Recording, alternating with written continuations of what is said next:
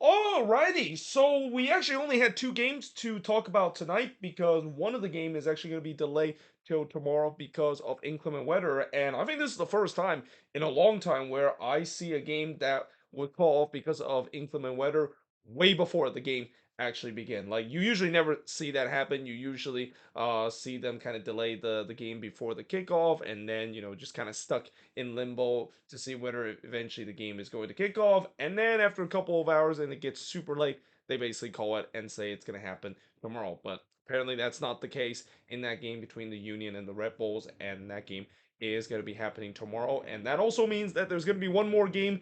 And now there's going to be free games. That's going to be kicking off at 8 p.m. Eastern, 5 p.m. Pacific. So, yeah, that means it's going to be more of me in terms of trying to keep track of it. But what I will say in terms of tonight's action, well, yeah, I mean, if you like Leeds Cup After Dark, you definitely love some of these games, especially this one where wow, what a collapse this was, and we'll get to talk about how big of a collapse that happened in this game. But we start off with the first one, which is New England versus Querétaro. And by the way, I'm not gonna do a timestamp for this because there's only two games to talk about, but yeah, this was a game where, I think every single tournament we always seen that there's a team that are not expected to go very far, and they kind of had a Cinderella story. And it feels like Coleto is that Cinderella story. I mean, coming into this tournament, I didn't expect them to do anything. Like, I'm pretty sure every Liga MX fans even think that Coleto probably is going to be one and done or two and done in this case, and probably going to get eliminated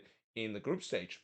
But they made it into the next round, and for a team that not many people thought that they can even beat the almighty Pumas. They beat them, and now in this game against New England, they knocked out New England out of this tournament. Now, I will say this for the Revs, obviously this Revs team, they are battling with so much injuries and also, the off the field situation with Bruce Arena, and I think it's kind of eventually took a toll of this team because when you have pretty much all their studded attacker missing in this game. Both Carlos Gil and Gustavo Bo did not play in this one. It wasn't a big surprise that they were having a lot a problem in this game in terms of going forward on the attacking end, and they're even probably fortunate the fact that they even send this one into a PK shootout. Now in the first half, Petrovic he would rob Gomez from a point blank effort as the flag went up for offside. By the way, Petrovic did came back in this game after the whole transfer saga that he had. But I thought the Rams had a lot of possession, but they were having a tough time in terms of breaking down this Querétaro low block. And I think it was not a big surprise seeing what Querétaro was going to do in this game. They're going to make the Revs have the ball and just kind of have them to see if they can break them down. Because, with the way that this Revs team, especially missing Carlos Hugh, you just had a feeling that they were going to have a tough time to do so. And we kind of saw that where they just cannot crack this low block that Querétaro was going to put. But also, I thought there was not much happen in this one, which clearly favored Cleto because they want this game to be slow as possible. They want to not only limit the chances the Revs had, but just kind of grind this game eventually to a point where it really frustrates the Revs because of the way that they are not doing anything on the attacking end and maybe push man forward and get themselves caught on the transition.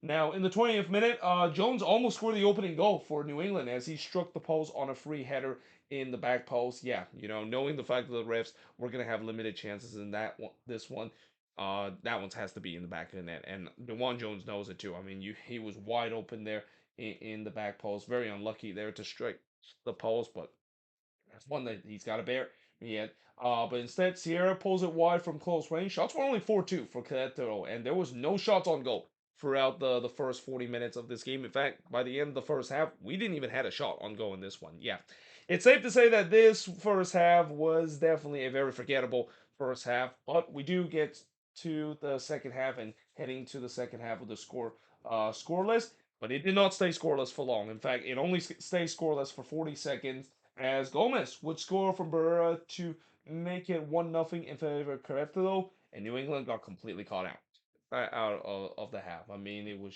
just a first of all, it was a bad turnover for Mark Anthony K, but then just a simple long ball that, as good as Joji Petrovic has been this season for the Revs, this is one that he wants to have back. I mean, he just not in a good position, got completely caught flat-footed there, and yeah, to everybody's surprise, Queretaro took the 1-0 lead. Though I mean, I don't think that was a big surprise considering that, yeah, for New England, knowing that they're not going to get a lot of chances, if they do make one mistake, Queretaro is going to capitalize, and Queretaro definitely capitalized on this one. And then Meza tried to chip Petrovic, but he puts that one over. As I thought New England has got to be careful.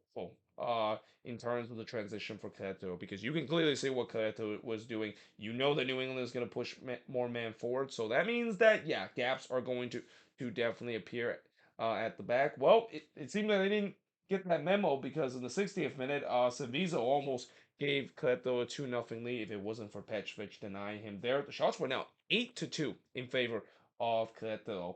And then this is kind of where we started to see the shithousery because, again, if you're Queretaro, you know that you're gonna have to try to not only grind out this 1-0 win, but you're gonna try to waste as much time as possible in the most Liga MX way possible. This is kind of the thing we've seen in the CONCACAF Champions League. We see players faking injuries, taking their time to reset the play. I think a great example was that there was one play where the goalkeeper. He was barely touched by Andrew Farrell there, but he basically decided to go on the ground, and I'm pretty sure everybody knew that he was faking that injury. Everybody knew that he was practiced the dark arts and the typical Liga MX shithousery. And as frustrating as that can be, that's kind of how it is with Liga MX team. You know that they're gonna do that. You know that they're going to do every way to try to not only frustrate their MLS opposition, but also kind of get in the skins of the fans and also the players too because of these typical shithousery that we've seen from this Liga MX team that is. Harks then headed wide from the corner, and then Petrovic was able to deny Mendoza, who was wide open in the back post. Yeah, again, Petrovic, there's a couple of times that he definitely come up big. I mean, I know he did give up of a soft goal, but if it wasn't for him saving a couple of chances, this could have been easily 2-0. In fact, I said that I feel like Cleto was going to be more likely to get the second rather than the refs get the equalizer because, the refs, they didn't really create that much in terms of really putting pressure and really threaten this Cleto back line of eventually getting the equalizer. But then the equalizer did happen, and what an equalizer this is. It's Ismail scoring from Matt Polster to make it 1-1 in this one, and if you're going to score your first career Revs goal, do it in an absolute banger of a way, because, yeah, this was an absolute banger here from Ismail. And really, I feel like that was kind of the only way I thought the Revs were gonna come back to this. They had to have someone to do something extraordinary, and there it is. So, yeah, that ties the game up at one apiece. Then Tapia would push Polster shot away in the 86th minute before Harks would head it high from the corner. The momentum was clearly with the refs. Like, they were pushing to try to get the winner. Though on the other end, Sandoval would put it wide from close range, and then Baroni, he whips one as he was trying to stab that one in the back post. So we go to a PK shootout, and for the second consecutive game, the Revs are in a PK shootout, and also the third time in the last 4 games. They've been in a lot of PK shootouts so far in this tournament, but unfortunately, unlike the last PK shootout where New England was able to move on to the next round, they can't do it in this one. As Queretaro would win the penalty, it would be Tapia that denied Harks to win the PK shootout for Queretaro. And yeah, in the end, Queretaro move on into the next round, something that I'm pretty sure nobody, even Liga MX fans, are expecting that they would go that deep in this tournament, and they still remain the only team that is left in terms of Liga MX team in the right side of the bracket. But the shots in this one, 12 shots for the 10 that Querétaro has, 3 shots on goal for the 2 that New England has, 7 shots off target for the 6 that Querétaro has, 3 shots off block for the 1 that Querétaro has, and possession-wise, 65% possession compared to 35% possession that Querétaro has in this game, but it really doesn't matter in terms of the possession. The Revs, you can clearly see they missed Carlos Hill in this one. I mean, if they had Carlos Hill in this one, and heck, if they even had some of their most notable starter in this one, they probably would have win this game easily. But because of missing those key players, I mean, you just kind of had a sense that this was going to be rough, and this is going to be tough for New England trying to break down this really resilient Querétaro defense. Because I think besides that 5-1 slashing that Querétaro took against the Philadelphia Union, they have defended very well so far in this tournament, and that's kind of the reason why they've been able to go on this Cinderella run. Where if you defend it well, it doesn't matter if you don't score a lot of goal, but if you defend it well and you do just enough, you're gonna able to get yourself into the next round, and that is exactly what Queretaro has done. Uh, Really surprising everybody, and it's kind of becoming the Cinderella story of this tournament, moving on into the quarterfinal. That being said, moving on into the next match, and this is where we talk about the collapse. I mean, boy, oh boy. I mean, I'm pretty sure Dallas fans are probably breathing a little bit of a sigh of relief that they probably didn't have the biggest collapse in the round of 16 because my oh my, this collapse by the Houston Dynamo, yeah, this has got to be one of the worst collapse I've seen, and maybe the worst collapse we have seen so far in this Leeds Cup tournament.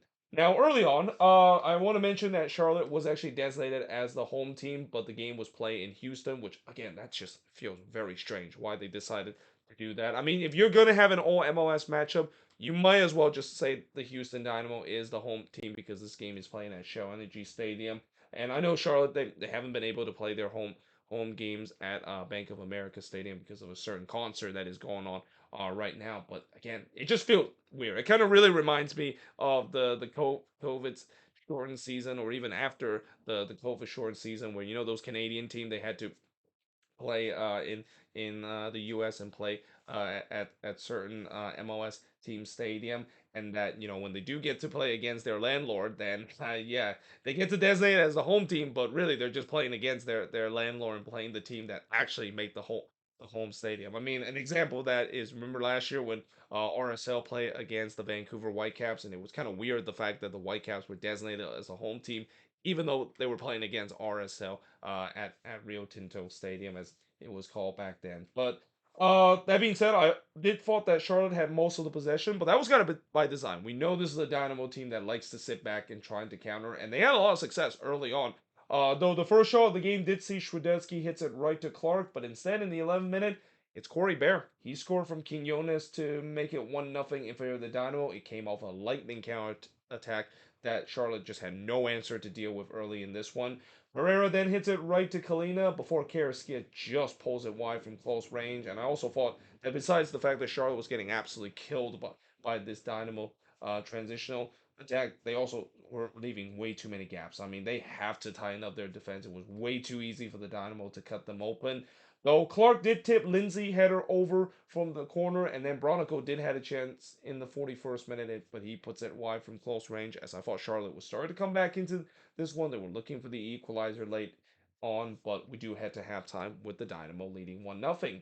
So we go to the second half, and in the second half, or actually, no, before we talk about second half, I forgot to mention there was also a scramble in the Dynamo box, but somehow Charlotte couldn't score, and then Vargas had a shot that was deflected and goes wide. And I even mentioned that Charlotte actually put up a furious pressure late in the first half, and the Dynamo are very lucky the fact that eventually the halftime whistle was blown because they were hanging on for dear life. Like if that one would have gone another 10 minutes, I think Charlotte would have probably got the equalizer from that pressure. But we do head to halftime, as I said, with Dynamo leading 1-0.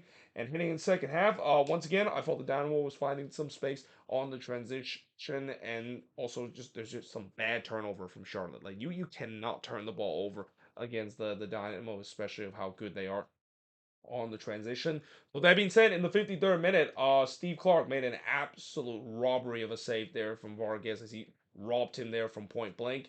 And then on the other end, Bossy had a shot that was clear off the line, and it feels like the next goal is definitely up for grabs because both of these teams have grade A chances. RG Man had a chance in the 73rd minute, but he hits one right to Clark, and then this is where the collapse began. So it's all started in the 80th minute when Ajiman actually scored here from Lindsay to make it 1-1 in this one. It was terrible defending there from the Houston Dynamo. Like there whenever I see a long ball that goes over the top, and it ends up to be a productive play that score a goal, you also always gonna have to question the defending. And yeah, that was just not great defending there. But also even a worse decision there from Steve Clark. I have no idea why he decided to come off his line that there was really no need for him to do so, and he took a gamble, and he definitely did not did not or that gamble definitely did not pay off because yeah, Arjuman was able to win around him and he basically just slots into the empty net and just like that, it tied up at one apiece. And before we even get a chance to see that goal again, literally 5 seconds after they show the replay, Mikael. I mean this. Oh my goodness. I immediately wrote WTF with question mark and exclamation mark because I think this,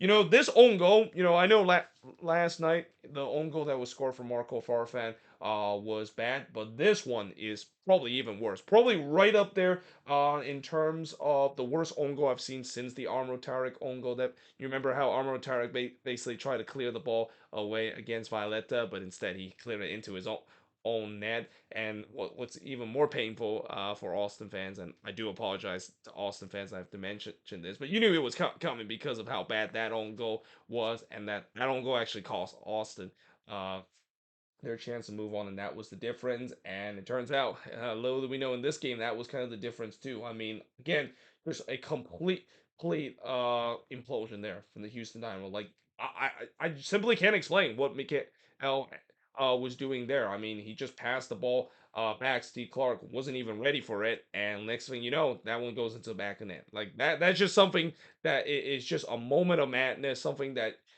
only Leeds Cup and only the most peak MLS thing that we'd seen. I mean, I was about to write Leeds Cup after dark is in full effect, but that's not before a win. On the other end, LU would miss it just wide of from a point blank effort, and I also wrote defending seems like they checked out. Like defending was not a thing in these last 5 minutes. It was just pure chaos of what we've seen, similar to what we saw last night between FC Dallas and Inter Miami.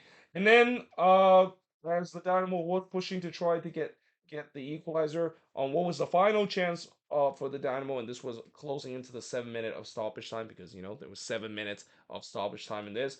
They had a free kick deep in their own territory. They boots that one upfield. Two-player was caught in an offside position. That play pretty much sums up the Houston Dynamo tonight.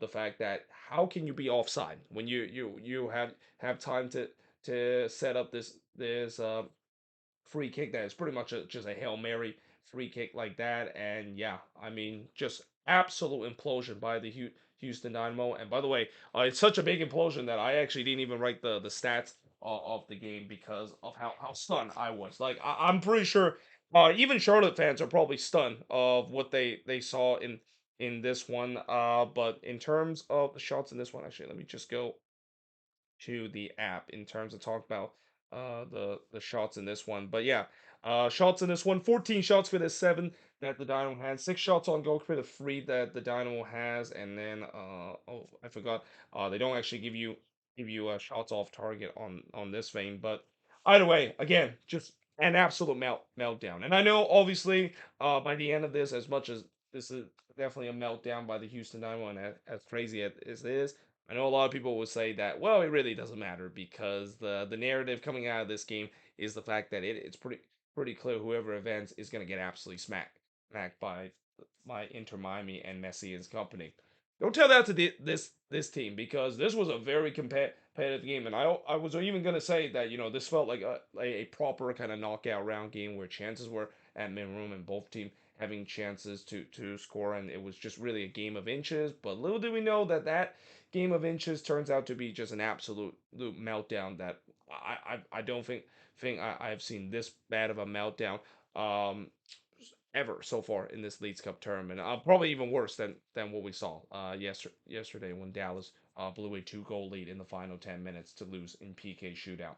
Well, there you have it. That is pretty much it in terms of looking at these two Leagues Cup games. Tomorrow, of course, we're going to have 4 Leagues Cup games to round up the round of 16, and we'll find out what's the quarterfinal matchup is going to be. But yeah, hope you guys enjoyed this video. If you do, make sure you guys do like, smash the subscribe button. As always, let me know in the comments below what do you think of these two games. And yeah, hope you guys enjoyed this video, and I will see you guys next time.